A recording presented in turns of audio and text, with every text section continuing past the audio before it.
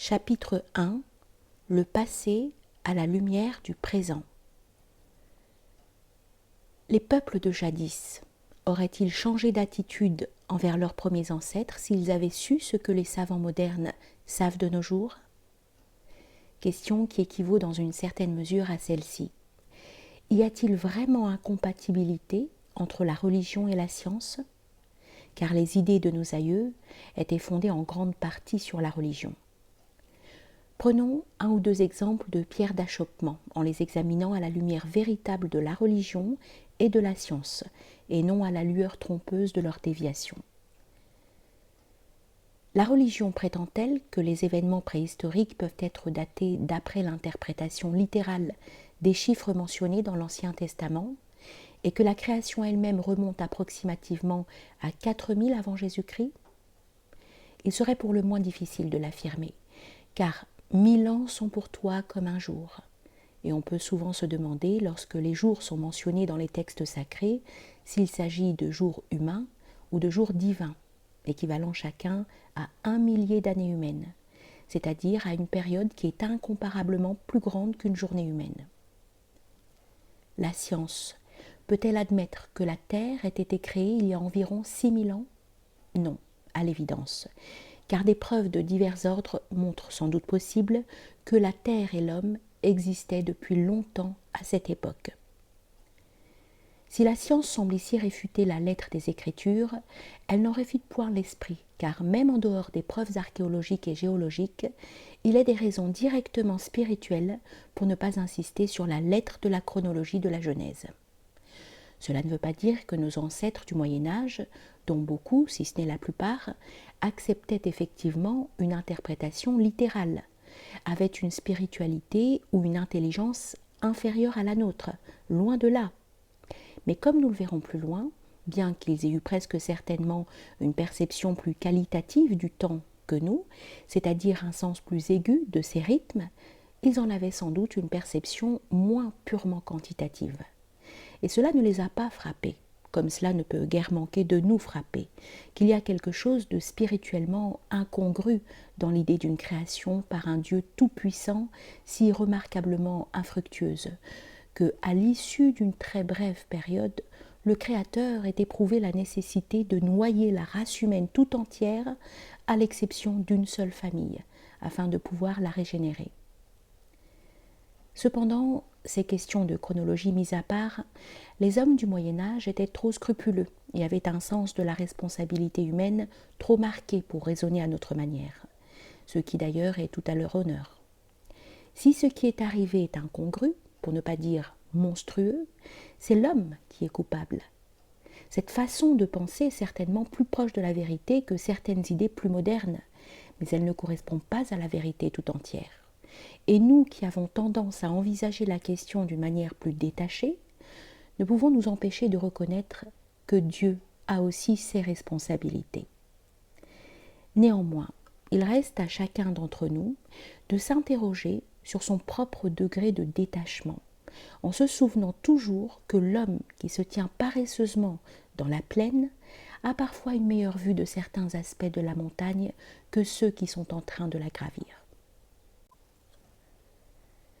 Quelles que soient les réponses que nous apporterons à cette question, il demeure que notre sentiment de ce qui est ou n'est pas à la gloire de Dieu s'accorde moins bien si l'on regarde la simple chronologie avec la perspective de la chrétienté médiévale qu'avec la perspective du monde ancien, suivant laquelle c'est seulement après avoir accordé à l'humanité plusieurs milliers d'années de bien-être spirituel que Dieu lui permit de passer par une période relativement courte de déclin, ou en d'autres termes, lui permit de vieillir.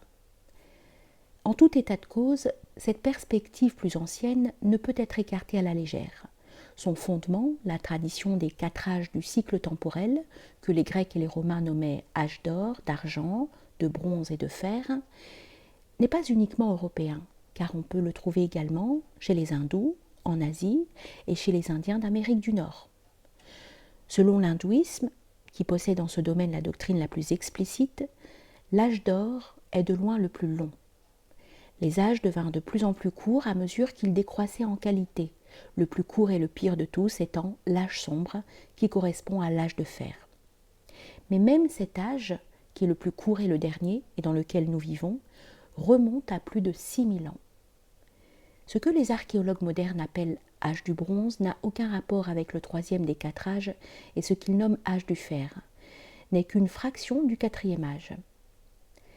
La tradition antique et universelle des 4 âges ne contredit pas le livre de la Genèse, mais comme la preuve scientifique, elle suggère une interprétation allégorique plutôt que littérale.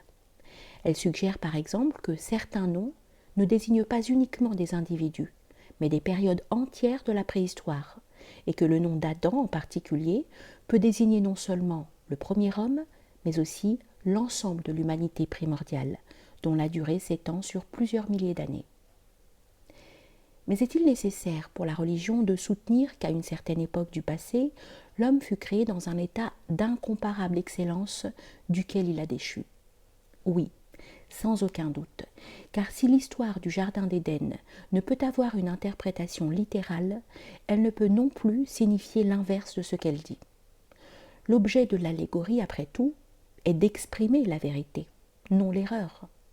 De plus, ce ne sont pas seulement le judaïsme, le christianisme et l'islam qui ont parlé de la perfection de l'homme primordial et de sa chute. La même vérité, sous des formes diverses, a été transmise depuis les temps préhistoriques dans toutes les parties du monde. Les religions sont effectivement unanimes à enseigner l'involution et non l'évolution. Cette doctrine religieuse est-elle contraire aux faits scientifiquement établis ? La science doit-elle, afin d'être fidèle à elle-même, soutenir la théorie de l'évolution ? Pour répondre à cette dernière question, citons le géologue français Paul Lemoine, rédacteur en chef du volume 5 sur les organismes vivants de l'Encyclopédie française, qui est allé jusqu'à écrire dans son résumé des articles des divers collaborateurs. Nous le citons. Tout ceci montre que la théorie de l'évolution est impossible. Au fond, malgré les apparences, personne n'y croit plus. L'évolution est une sorte de dogme auquel ces prêtres ne croient plus, mais qu'ils maintiennent pour le peuple. Fin de citation. Bien qu'il soit incontestablement exagéré dans la manière dont il est exprimé, nous voulons dire, pour ce qui est des implications catégoriques d'hypocrisie de la part des prêtres en question, ce jugement venant d'un tel auteur est important à plus d'un égard. Il ne fait guère de doute en effet que beaucoup d'hommes de science ont projeté leurs instincts religieux sur l'évolutionnisme, si bien que leur attitude envers l'évolution est plus sectaire que scientifique. Le biologiste français Louis Bounour cite Yves Delage, un ancien professeur de zoologie à la Sorbonne. Ouvrez les guillemets. « Je reconnais sans peine que l'on n'a jamais vu une espèce en engendrer une autre et que l'on n'a aucune observation absolument formelle démontrer que cela ait jamais eu lieu.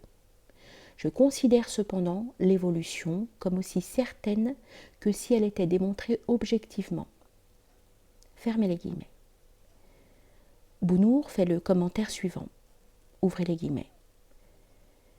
Bref, c'est un acte de foi que la science nous demande ici, et c'est en fait sous l'apparence d'une sorte de vérité révélée que l'idée de l'évolution est généralement présentée. Fermez les guillemets.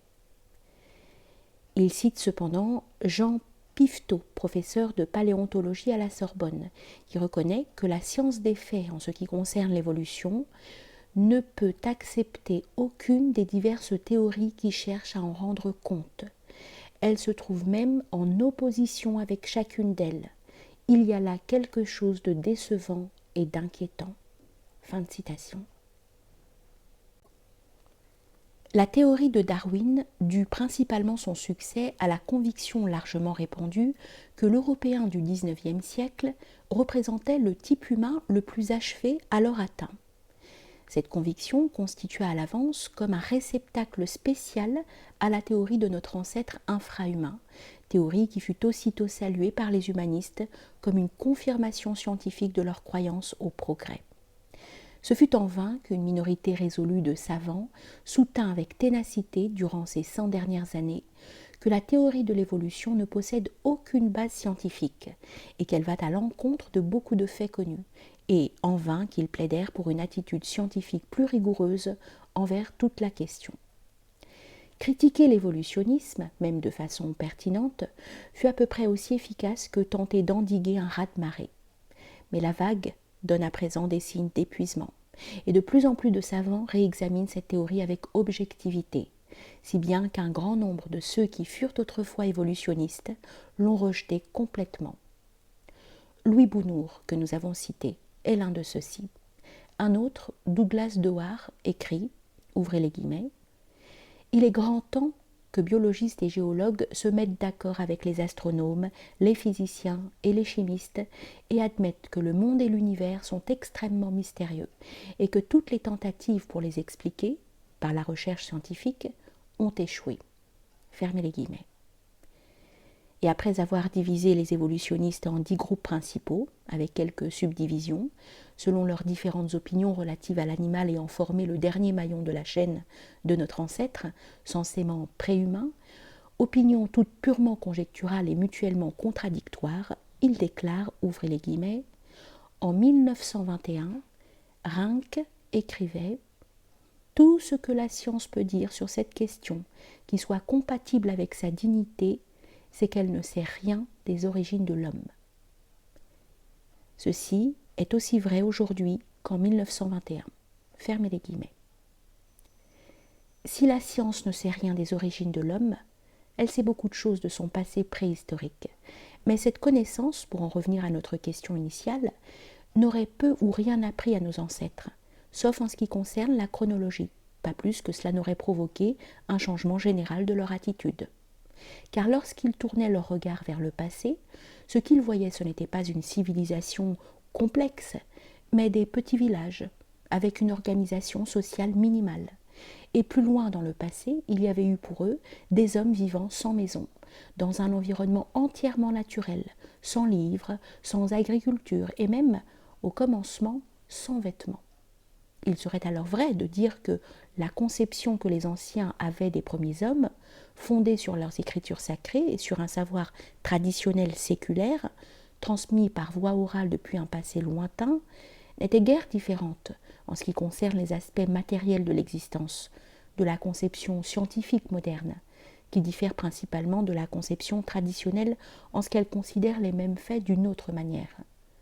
Ce qui a changé n'est pas tant la connaissance des faits que le sens des valeurs. L'idée que nos premiers ancêtres aient vécu dans des cavernes et dans des bois plutôt que dans des maisons ne donnait pas d'eux, jusqu'à une époque récente, une moins bonne opinion.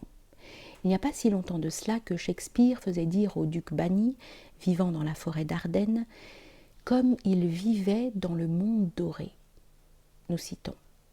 C'est là que nous devinons la faute d'Adam, la ronde des saisons, et ainsi notre vie loin du monde découvre un langage dans les arbres, des livres dans les ruisseaux, des sermons dans les pierres et du bien en toutes choses.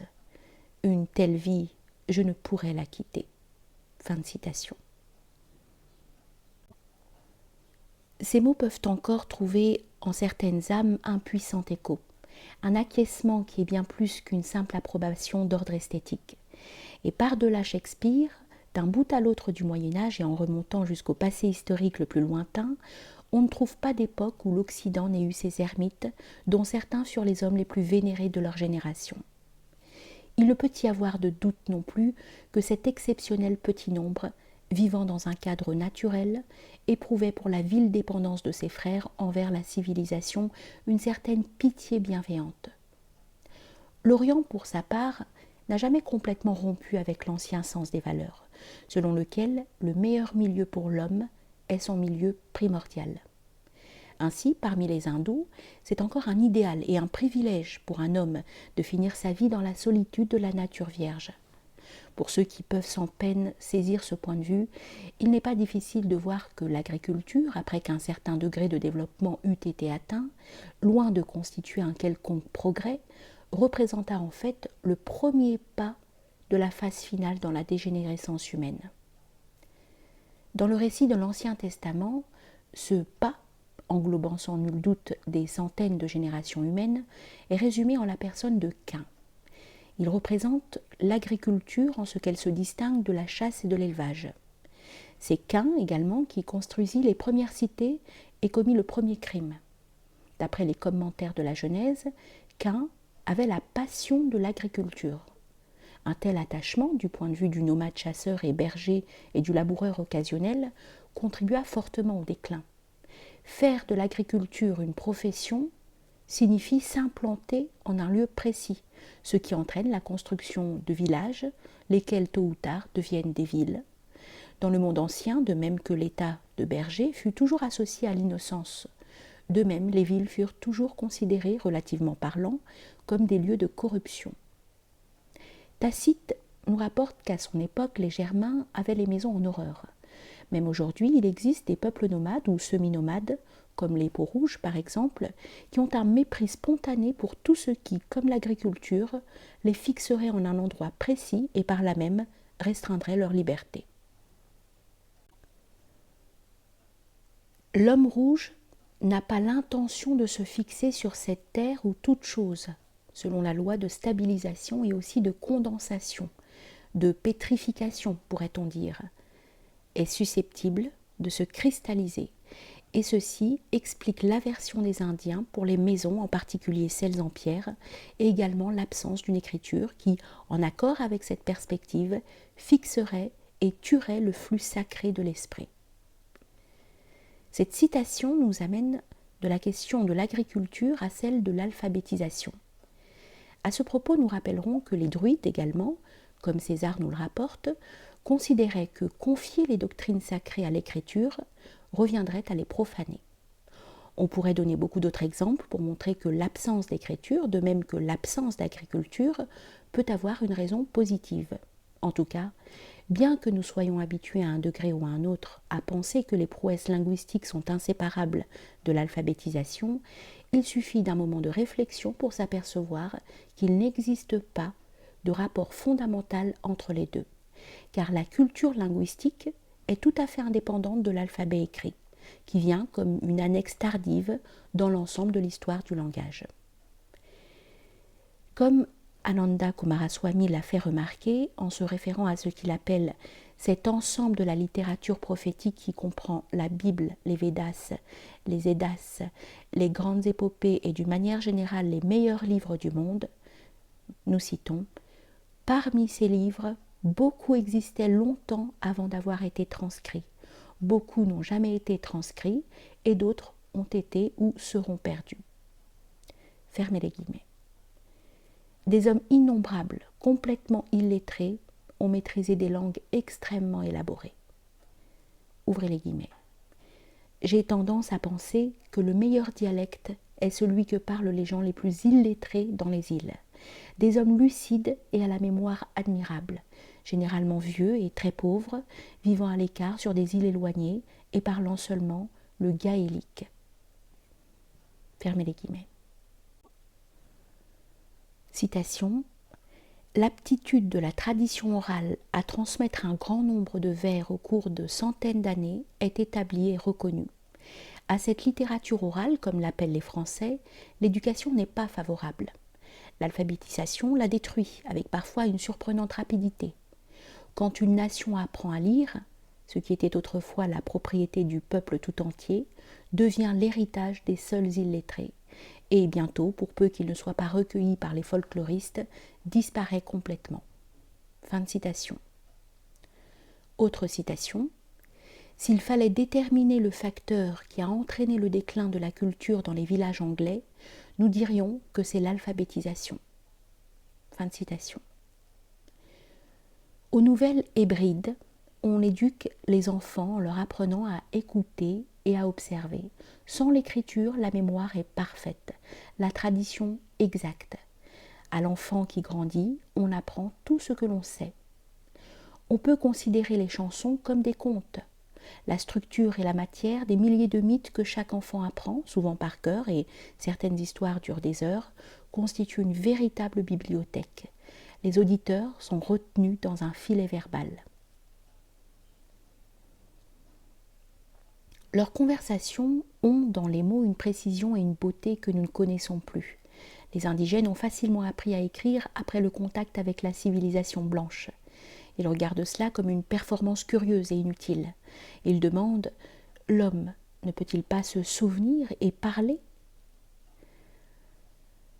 En plus de ces citations, qui sont toutes extraites de l'ouvrage de Coomaraswamy, on peut noter que, chez les Arabes d'avant l'islam, il était d'usage pour les nobles de la Mecque d'envoyer leurs fils parmi les Bédouins pour y être éduqués, car ces nomades totalement illettrés étaient connus pour parler un arabe plus pur que leurs frères plus civilisés de la ville. D'une manière générale, il est hors de doute que la civilisation amoindrit la vigilance et la vivacité naturelle de l'homme, qualités qui sont primordiales pour la conservation de la langue. En particulier, le fait de savoir écrire donne aux hommes un sentiment illusoire de sécurité, en leur faisant croire que leur langage quotidien n'est plus l'unique trésor dans lequel les richesses de la langue sont sauvegardées. Et une fois que l'idée de deux langues, l'une écrite, l'autre orale, a pris racine, il est fatal que la langue orale dégénère relativement vite, et qu'en fin de compte, la langue écrite en soit également affectée. La nouvelle traduction anglaise de la Bible en témoigne. Dans l'Occident d'aujourd'hui, la dégénérescence de la langue orale a atteint un tel point que même si on se donne plus ou moins de peine pour s'exprimer par écrit, être fier de son langage est quelque chose de quasiment inconnu. Il est vrai qu'on nous apprend à éviter certaines expressions en parlant, mais cela pour des raisons purement sociales, qui n'ont rien à voir avec la richesse du son ou toute autre qualité positive que la langue peut avoir. Et cependant, la façon dont un homme s'exprime reste un facteur bien plus important dans sa vie que la façon dont il écrit. Car la parole a un effet sur l'âme qu'une petite écriture spasmodique ne pourra jamais avoir. Inutile de le dire, l'objet de ces remarques n'est pas de nier que l'alphabet écrit ait aussi son utilité. La langue a tendance à dégénérer de façon naturelle au cours du temps, même parmi les illettrés, et il arrive qu'à la suite d'accidents comme l'exil ou une domination étrangère, l'on oublie toutes sortes de choses en un laps de temps étonnamment court. Que serait-il resté de l'héritage spirituel des Juifs s'il n'avait subsisté des archives écrites ?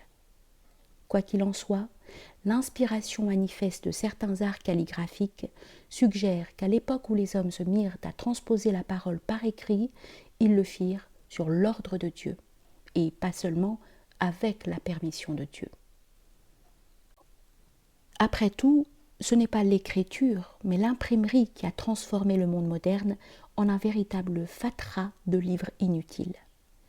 On ne peut pas dire néanmoins que l'écriture confère à l'homme une quelconque supériorité, pour dire le moins, et il serait même sans aucun doute juste de dire qu'elle ne devint nécessaire comme moindre mal qu'après qu'un certain point de la dégénérescence humaine eût été atteint. La parole, par contre, a toujours été considérée comme l'une des gloires de l'homme.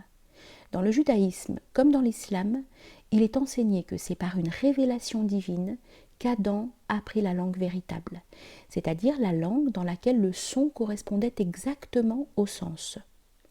Cette idée qui fait de la parole humaine primordiale le plus parfaitement expressif ou onomatopéique des langages est sans aucun doute au-delà de toute vérification philologique susceptible de la confirmer. La philologie peut néanmoins nous donner une idée claire des tendances linguistiques générales de l'humanité, et de la sorte ne nous apprend rien qui contredise de quelque façon que ce soit les données traditionnelles. Chaque langue dont nous avons connaissance est au contraire une forme dégradée d'une langue plus ancienne, et plus nous remontons dans le passé, plus la puissance de la langue devient impressionnante. Elle devient également plus complexe, si bien que les langues les plus anciennement connues, celles dont l'origine est beaucoup plus vieille que l'histoire elle-même, possèdent les structures les plus subtiles et les plus élaborées, exigeant de la part de celui qui parle une concentration et une présence d'esprit plus grande que les langues plus récentes. Le temps a toujours tendance à réduire les mots particuliers dans leur forme et dans leur sonorité, tandis que la grammaire et la syntaxe se simplifient de plus en plus. Il est vrai que bien que le temps ait tendance à ôter à la langue sa qualité, elle aura toujours, quantitativement parlant, le vocabulaire dont ceux qui la parlent ont besoin. Une augmentation importante des objets matériels, par exemple, entraînera un accroissement correspondant du nombre des substantifs. Mais alors que dans les langues modernes, les mots nouveaux doivent être créés de manière artificielle et apportés de l'extérieur, on peut dire que les langues les plus anciennes possédaient, en plus des termes d'usage courant, des milliers de mots inusités qui, si nécessaire, pouvaient être produits en quelque sorte de manière organique, en vertu d'une capacité presque illimitée à former des mots qui est inhérente à la structure de ces langues. Ce sont les langues modernes qui pourraient à cet égard être qualifiées de mortes ou de moribondes. En comparaison, les langues anciennes, même si elles sont mortes, en ce sens qu'elles ne sont plus parlées, restent en elles-mêmes des organismes intensément vivants. Cela ne veut pas dire que les langues anciennes et ceux qui les parlaient manquaient de simplicité. La véritable simplicité, loin d'être incompatible avec la complexité, exige même une certaine complexité pour sa pleine réalisation. Il nous faut établir une distinction entre la complexité, qui implique un système ou un ordre défini, et la complication, qui implique le désordre et même la confusion. Une distinction analogue doit être faite entre simplicité et simplification. L'homme réellement simple est une unité intense. Il est entier et sincère, non divisé contre lui-même. Pour maintenir cette étroite intégration, l'âme doit se réadapter complètement à chaque circonstance nouvelle, ce qui implique une grande souplesse des différents éléments psychiques. Chacun doit être prêt à s'accorder parfaitement avec tous les autres, quelle que soit la disposition de l'être. Cette solide synthèse sur laquelle s'appuie la simplicité est complexe et non compliquée. Elle a sa contrepartie dans la complexité des langues anciennes, auxquelles le terme synthétique est généralement appliqué, afin de les distinguer des langues modernes analytiques. C'est seulement par un système élaboré de règles grammaticales qu'il est possible de moduler les différentes parties du discours, analogues aux différents éléments de l'âme, de manière à ce qu'elles s'agencent étroitement les unes avec les autres et que chaque phrase possède quelque chose de l'unité concentrée d'un mot unique. La simplicité des langues synthétiques est en fait comparable à celle d'une grande œuvre d'art. Simplicité non nécessairement des moyens, mais de l'effet total. Telle était sans aucun doute, à un degré tout à fait éminent, la simplicité de la langue primordiale. Et pourrions-nous ajouter des hommes qui la parlaient. C'est la conclusion à laquelle mène tout ce que la linguistique actuellement nous enseigne, et le langage joue un tel rôle dans la vie de l'homme, étant si intimement lié avec son âme, dont il est l'expression directe, que son témoignage est de la plus haute importance psychologique. L'un des héritages du passé lointain qui est parvenu jusqu'à nous dans un état de conservation exceptionnel, et qui peut donc aisément servir de pierre de touche, est la langue arabe, dont le destin est étrange. La première fois que les Arabes apparurent dans l'histoire, c'était une race de poètes, dont la langue était composée d'une grande variété de formes métriques, leur conversation quotidienne constituant presque leur seule prose. Ils possédaient une écriture quelque peu rudimentaire, que seuls quelques-uns d'entre eux connaissaient, mais ils préféraient en tout cas transmettre leurs poèmes de manière vivante, par la voie orale, si bien qu'avant la venue de l'islam, ils étaient sans doute le plus illettrés de tous les peuples sémites. Cela explique sans doute, du moins en partie, pourquoi leur langue s'est si remarquablement bien conservée. Bien que l'examen linguistique montre qu'il est une dégradation d'une langue encore plus archaïque, c'est-à-dire encore plus complexe et plus riche en sonorités, l'arabe était encore 600 après Jésus-Christ, plus archaïque dans sa forme, et donc plus proche de la langue de Sem, que l'hébreu parlé par Moïse près de 2000 ans auparavant. Ce fut l'islam, ou plus particulièrement la nécessité de consigner chaque syllabe du Coran avec une parfaite exactitude qui contraignit les Arabes du 7e siècle à apprendre à lire et à écrire. Mais dans le même temps, le Coran imposa sa propre langue archaïque comme modèle, et du fait qu'il doit être appris par cœur et récité aussi souvent que possible, l'effet préjudiciable de l'alphabétisation a été neutralisé par la perpétuelle présence de l'arabe coranique dans le langage. Une science spéciale fut rapidement élaborée afin de noter, préserver l'exacte prononciation. La dégradation de la langue fut également mise en échec par les efforts soutenus des musulmans au cours des siècles qui s'astreignaient à parler sur le modèle de leurs prophètes. La conséquence de tout cela est que sa langue est encore vivante aujourd'hui. Des dialectes se sont inévitablement formés dans le cours du temps par l'omission de syllabes, la fusion de deux sons différents en un seul, et par d'autres simplifications. Et ces dialectes qui varient d'un pays arabe à un autre sont employés normalement dans la conversation. Mais la moindre occasion entraîne immédiatement le retour à la majesté et à la sonorité non diminuée de l'arabe classique, auquel on revient parfois spontanément dans la conversation également, quand on sent qu'on a quelque chose de réellement important à dire. D'un autre côté, le petit nombre qui, par principe, refuse absolument de parler la langue courante est susceptible de se trouver placé devant un dilemme.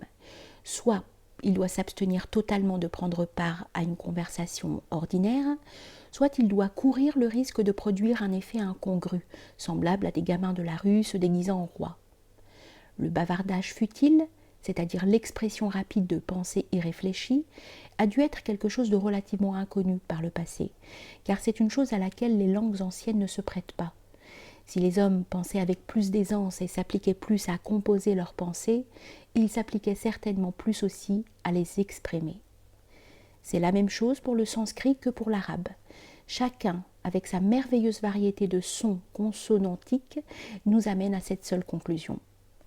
Il y a très longtemps, les organes humains de l'ouïe et de l'articulation étaient bien plus fins et délicats qu'aujourd'hui, et cela est aussi pleinement confirmé par une étude de la musique ancienne, toute empreinte de subtilité rythmique et mélodique.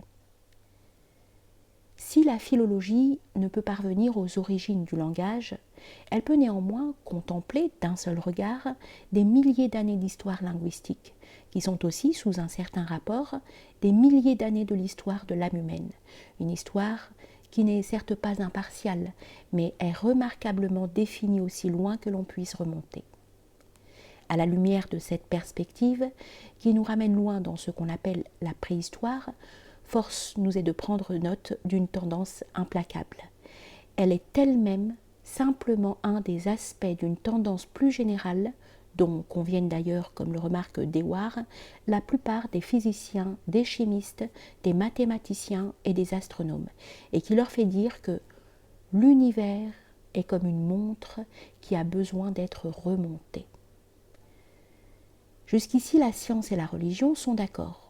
Mais la religion ajoute, ce que ne peut faire la science sans outrepasser sa fonction, qu'il existe un moyen pour les individus d'échapper à la tendance descendante collective, et qu'il est possible à certains d'y résister, à d'autres même d'aller à contre-courant, et à une élite enfin d'en triompher tout à fait en remontant en cette vie même jusqu'à la source elle-même.